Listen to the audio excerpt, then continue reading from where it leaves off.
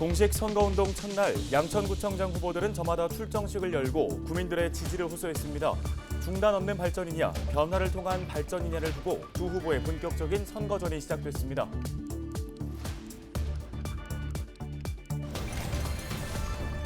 이번 지방선거에서 은평구 의원의 도전장을 낸 정의당과 녹색당 후보들이 합동 기자회견을 열고 지지를 호소했습니다. 이들은 지역 정치 지형 변화를 위해 진보정당 후보를 선택해달라고 부탁했습니다.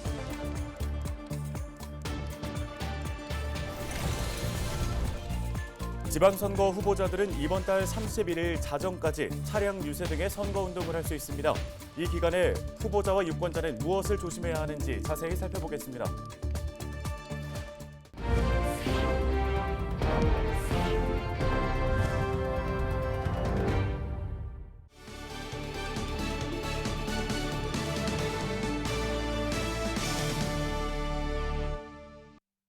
시청자 여러분 안녕하십니까? 헬로티비 뉴스입니다.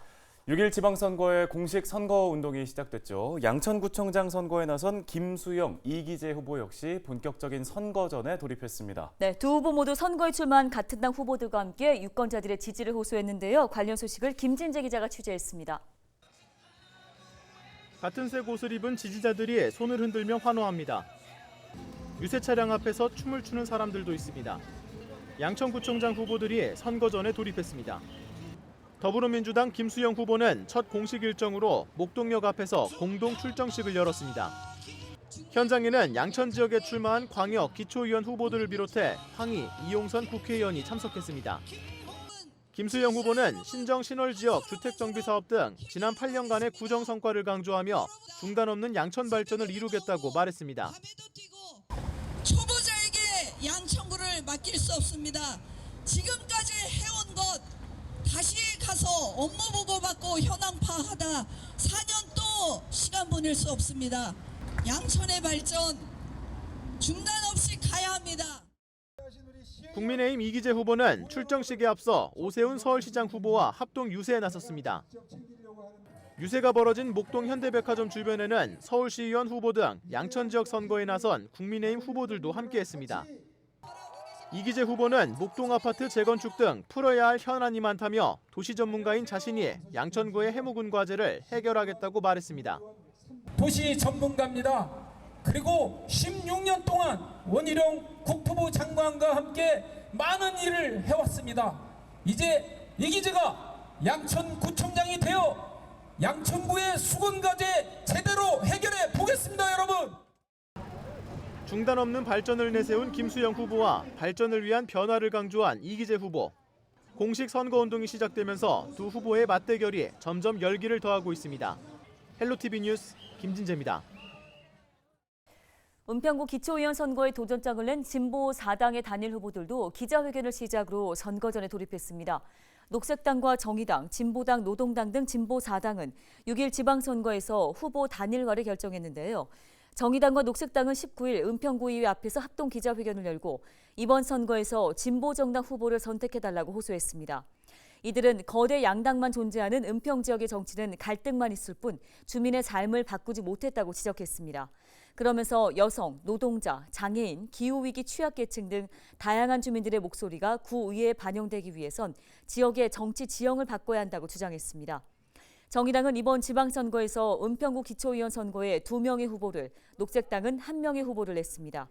은평에서 기초의원에 출마한 진보정당 후보들은 환경 문제와 돌봄 문제 해결 등을 앞세우며 지지를 호소했습니다. 시민의 삶보다 자신들의 기득권을 위한 거대 정당들의 정쟁의 사슬을 이제 지역 정치에서부터 끊어나가야 합니다. 아이들의 안전한 은평, 불평등과 기후위기, 차별 없는 은평을 꼭 만들어내겠습니다.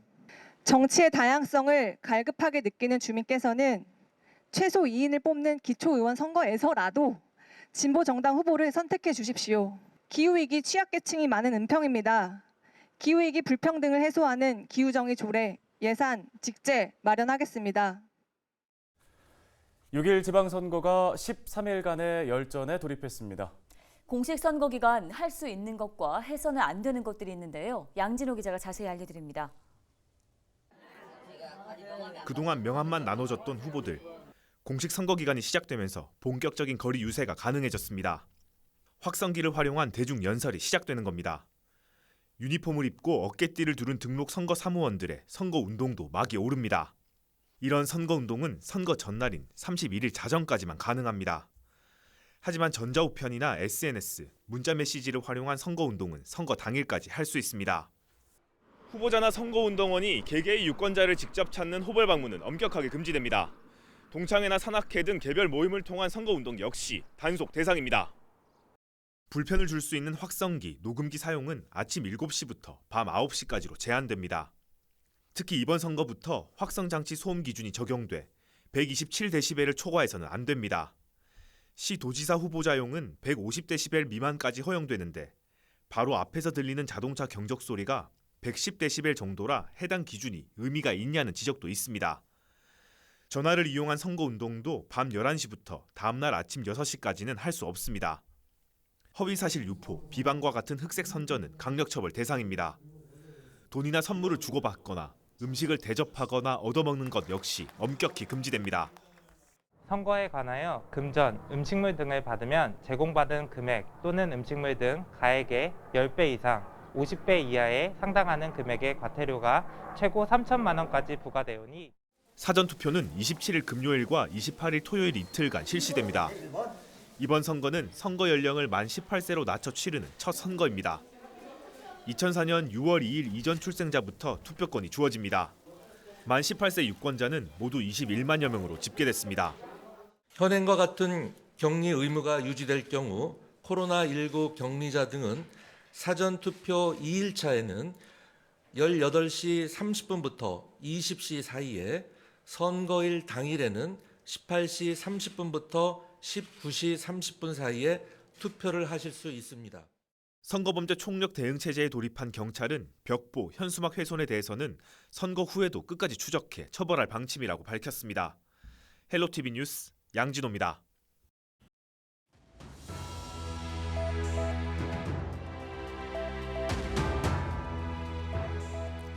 6일 지방선거 공식 선거운동이 19일부터 시작됐습니다.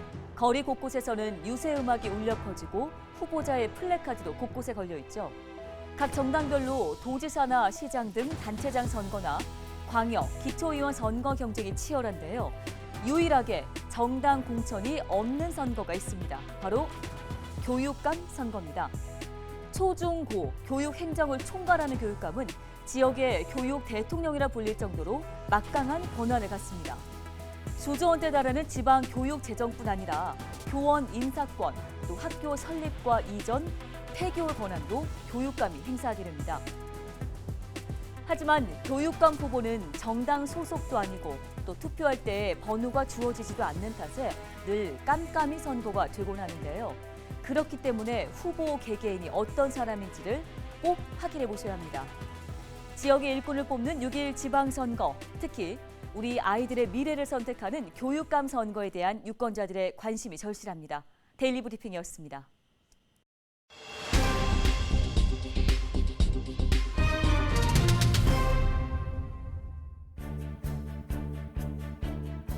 저는 이번에 많은 고민과 갈등 속에서 생각을 하다가 기호 4번 무소속으로 출마를 하게 되었습니다.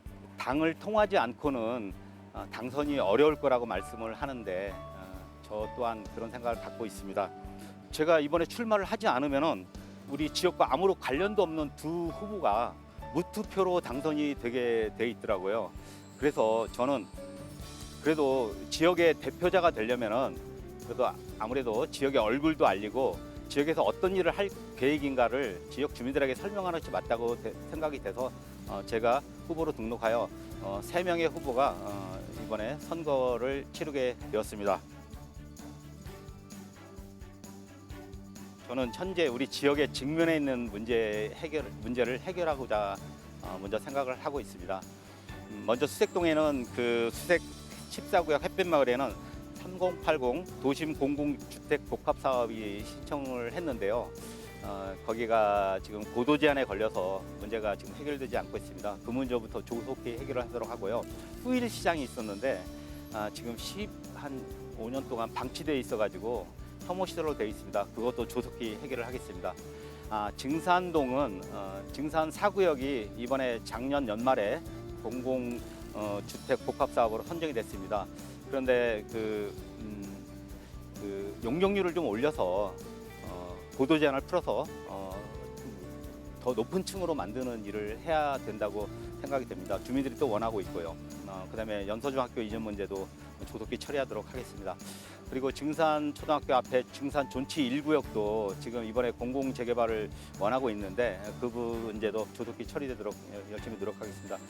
끝으로 신사 이동은 지금 예전에 주거 환경 개선 사업제하고 도시 재생 사업제에서 주민들이 이제 그 사업은 효과가 없다고 생각을 해서 편백마을과 이번에 햇새마을이 공공 재개발 사업을 신청했습니다. 그것이 조속히 완만하게 해결되도록 제가 함께 힘을 보태겠고요. 저는 8년 동안 구의원으로 열심히 일했습니다. 저의 그 선거 문구는 경험이 실력이다입니다. 누가 더 지역을 잘 알고 지역의 일을 할 일꾼인가, 여러분의 소중한 한 표를 6월 1일 꼭 선택해 주시기 바라겠습니다.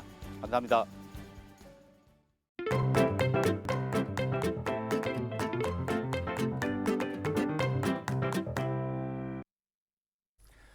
네, 다음 소식입니다. 집 앞에 재활용품을 내놓으면 시간에 맞춰서 수거를 해가죠.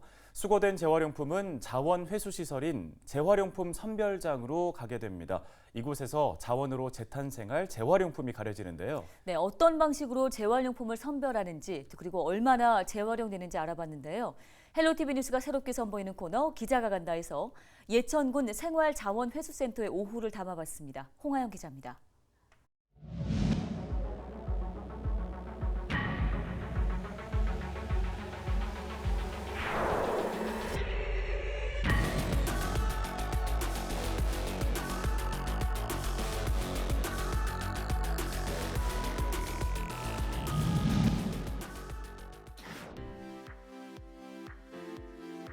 제가 오늘 나온 이곳은 예천군 생활자원회수센터입니다. 이곳은 예천군민이 내놓은 재활용품이 모두 처리되는 곳입니다. 하루 3.5톤이 처리되는데 재활용품 부피가 크기 때문에 5톤 트럭 5대가 이렇게 나와서 처리를 한다고 하는데요. 오늘은 저와 함께 올바른 재활용품 분리 배출에 대해서 알아보겠습니다. 먼저 야외 선별장으로 향했습니다. 수거 차량이 재활용품을 내놓으면 이곳에서 하나하나 분류 작업을 진행하죠. 정말 별 희한한 것들이 많이 보입니다. 정말 이것도 재활용품이라고 생각하고 내놓으신 걸까요? 이렇게 일일이 병과 캔, 알루미늄은 수작업으로 분리를 합니다. 이렇게 분리가 되면 저기 있는 생활자원회수센터에 들어가서 이제 하나씩 기계로 다 분리가 되는 거죠. 이렇게 선별한 재활용품들을 부으면 컨베이어 벨트를 타고 올라가서 종류별로 분리가 됩니다. 아력 선별기로 선별이 안 되기 때문에 사람 수작업으로 무조건 골라서 투입부에 넣어야 됩니다. 네, 이곳에서는 알루미늄을 따로 분류를 합니다. 왜냐하면 페트병에 있는 곳에 그대로 가서 알루미늄이 섞이게 되면 녹는 점이 달라서 기계 고장이 날 수 있기 때문에 컨베이어 벨트 속에서 알루미늄 캔들을 따로 분류를 해서 이렇게 집어 넣어야 합니다. 스티로폼도 재활용이 이뤄지는데 그 과정은 쉽지 않았습니다. 재활용이 가능할까 의문이 드는 스티로폼 상자도 곳곳에 있었습니다.